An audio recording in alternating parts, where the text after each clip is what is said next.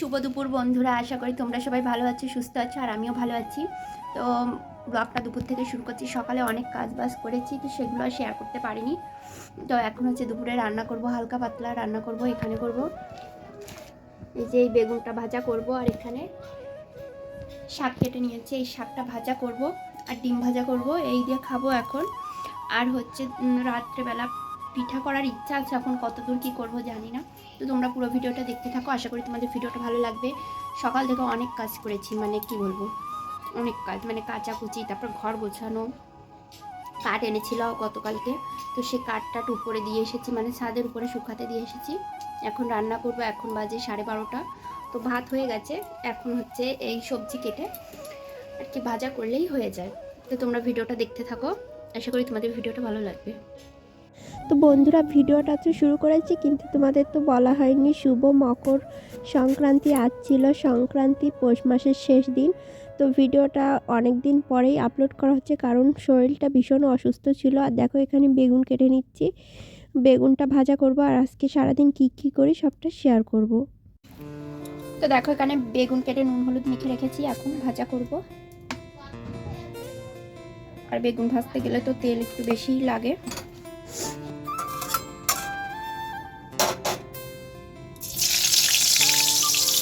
তো আমার কিন্তু বেগুন ভাজা বেশ ভালো লাগে, মানে মাংসের থেকে, মানে মাংসের যেগুলো ভাত খেতে পারি তাতে কিন্তু আমি বেগুন ভাজাতে বেশি ভাত খেতে পারি, মানে বেগুন ভাজা আমার খুবই ফেভারিট। আর এখানে দেখো বেগুনটা ভেজে নিয়েছি, তারপরে হচ্ছে এখন হচ্ছে ভেজে নেব ডিম।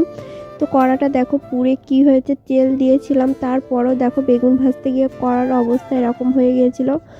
ডিমের কুসুমটা আর কি গোটা রাখবো, এই জন্য ভাজা করছি। আর বর খাবে, আমি খাবো না, কারণ আমার ডিম ভাজা তেমন একটা পছন্দ না, এই জন্য। এবার শাক ভেজে নেব। তো ফোড়নে দিয়েছি রসুন আর হচ্ছে একটা কাঁচা লঙ্কা।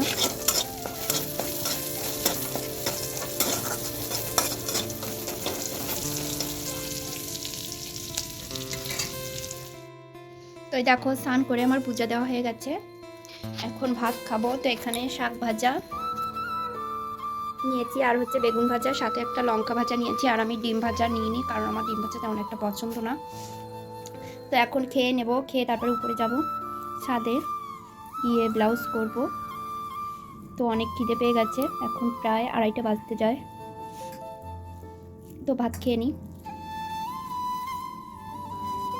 তো বন্ধুরা, ভাত খাওয়া তো দেখলে, তারপর দেখো ছাদে চলে এসেছি আয়না চিরুনি নিয়ে, কারণ আজ না নিচে এত ঠান্ডা লাগছিল, শুধু শুধু হাওয়া দিচ্ছে, এই জন্য আর কি ছাদে চলে এসেছি। এখন হচ্ছে গায়ে একটু তেল লাগাবো, আর হচ্ছে গিয়ে একটু মুখে ক্রিম লাগাবো, এই জন্য ভাবলাম আজ ছাদে গিয়েই করি, মালও করা হয়ে যাবে, মানে মাল করার আগে এগুলো করছি। তো দেখো এখানে আমি মাথাটা আঁচড়ে নিয়েছি, সিঁদুরটা পরে নিচ্ছি, আর গায়ে হচ্ছে অলিভ অয়েল তেল লাগাই, লোশন লাগাই না, তেলটাও লাগিয়ে নিচ্ছি। তারপরে মুখে একটু ক্রিম লাগিয়ে তারপর আর কি মাল করতে বসবো। তো ভীষণ ভালো লাগছিল আর কি রোদে বসে গায়ে তেল লাগাতে। আর আমি কিন্তু মুখে আর কি বোরোলিন লাগাই, কারণ আমার ভীষণ ভালো লাগে, আর মুখটা না ভীষণ, মানে কি বলবো, দাগ টাগ ছোটো ছোটো যে গুটি গুটি ওঠে সেগুলো কিন্তু মানে উঠছে না, মানে ভীষণ একটা কাজের জিনিস। তারপরে দেখো এখন হচ্ছে মাল নিয়ে বসে পড়েছি, তো মাল করব। আর আজকের ব্লাউজের কালারটা ভীষণ সুন্দর একটা কালার দিয়েছিল, মানে একটু গোলাপি কালার, বেশ ভালোই লাগছিল। তো এখন মাল করে নেব, তারপরে নিচে যাব, মানে যতক্ষণ রোদ্দুর থাকে ততক্ষণ কিন্তু আমি মাল করি, এখানে বসে মাল মানে হচ্ছে ব্লাউজ করি। তো রোদ্দুর থাকে ওই 4:30 পর্যন্ত থাকবে, তো ততক্ষণ বসে করব।